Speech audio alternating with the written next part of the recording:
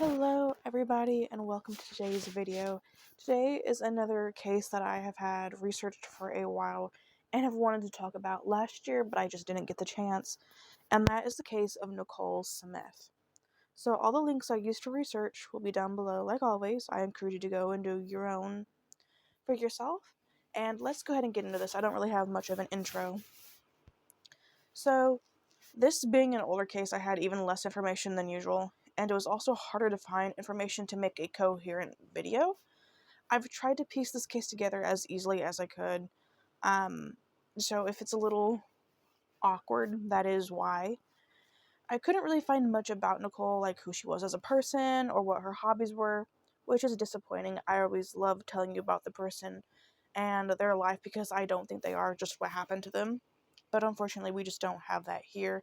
If you hear any snorting, I just want to say real quick, I have my dog in the room with me, and she likes to get loud when I'm doing this, so I apologize in advance. She's just being weird. But anyways, the case, just a few days before her middle school graduation, Nacole, who was 14 at the time, was walking to school with her sister and a friend on June 7th, 1995. She realized she forgot her homework, so she turned back toward her southwest Atlanta home, walking to her companions as she went. Waving to her companions as she went. She took a shortcut through the woods when she would encounter a man who would sexually assault her, and he would hit her in the face twice. Not long after the attack, someone discovered Nacole's body and called the police. Detectives with the Atlanta Police Department sprang into action. They interviewed witnesses, canvassing the neighborhood, and chasing down leads and tips that came in from the community. Unfortunately, the case went cold until 2004, when, unfortunately, 13-year-old Betty Brown reported being sexually assaulted in the southwest Atlanta suburb of East Point. Her attacker's DNA matched the DNA of Nacole's killer, but police still didn't know his identity, so they know that it was the same person, they just don't know who it is at this point. So, at this time, DNA was still in its infancy. It was 1995. What happened to Nacole. The FBI's Combined DNA Index System, or CODIS, I'm sure you've heard of it, and other true crime videos, had just come online in 1990, so it only been around for 5 years.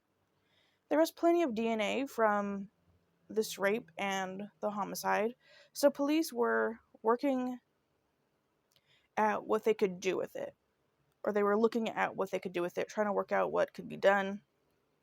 But at that time, there were no matches in CODIS. They also had a shell casing from a 9mm, so they looked to see if that matched any other crimes, and they came out with nothing. Nacole's killer's DNA sample floated around in CODIS until almost 10 years later, when it finally matched with the DNA from the rape kit on Betty. Betty was also able to give a description of what her attacker looked like. And the drawing of her attacker, I will have photos of that in this video.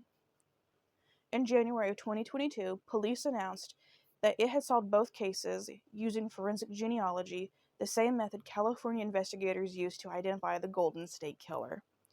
The person identified was 49-year-old Kevin Arnold, who died in August 2021 of liver and kidney failure.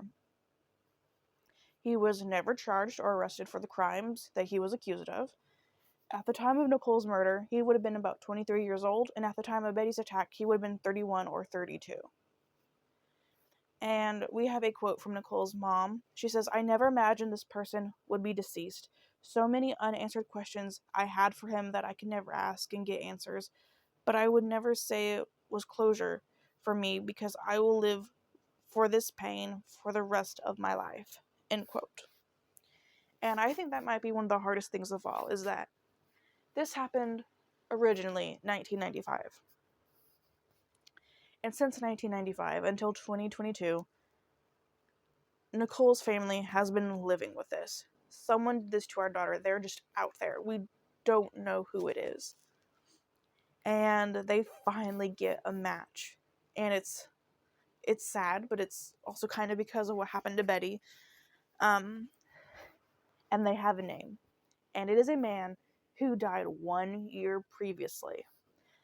To know that they were that close to getting the person that did this, and they never will, I can't even imagine.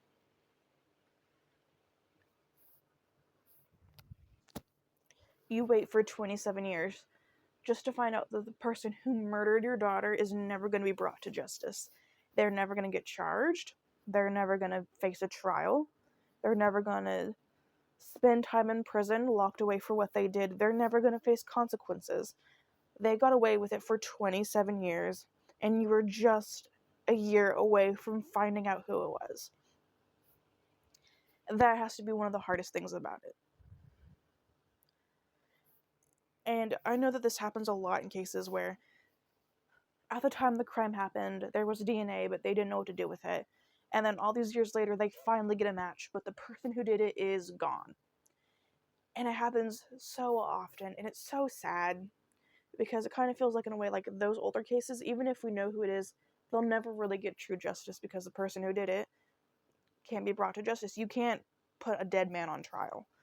You can't put a dead woman on trial. So it's kind of like you don't really ever get closure. And it's just so sad. I feel so horrible for Nacole's family and Betty's family, because something horrific happened to her as well. She was 13 years old. She was sexually assaulted by this disgusting man. And they find out who it is, and he's dead. I mean, I'm sure they're not unhappy that he's dead. Like, at least he's off the streets. He's not able to do this stuff anymore, but they'll never get to see him locked away and having to actually face what he did. And so my heart, when I read this, it just kind of went out to them, because I can't imagine almost 30 years and the person who did it just gets to walk away. Or, I mean, they died, but yeah, they basically got to walk away. But that is the case of Nacole. I just,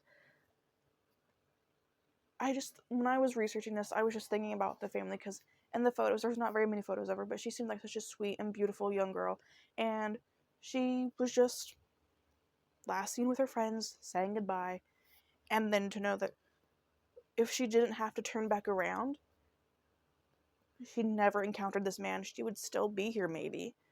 Like, I can't imagine that, just like, if that one thing just had not happened, you know. But thank you so much for listening to Nacole's story. Let me know your thoughts down below, like always, and I will see you guys very soon. Bye, guys.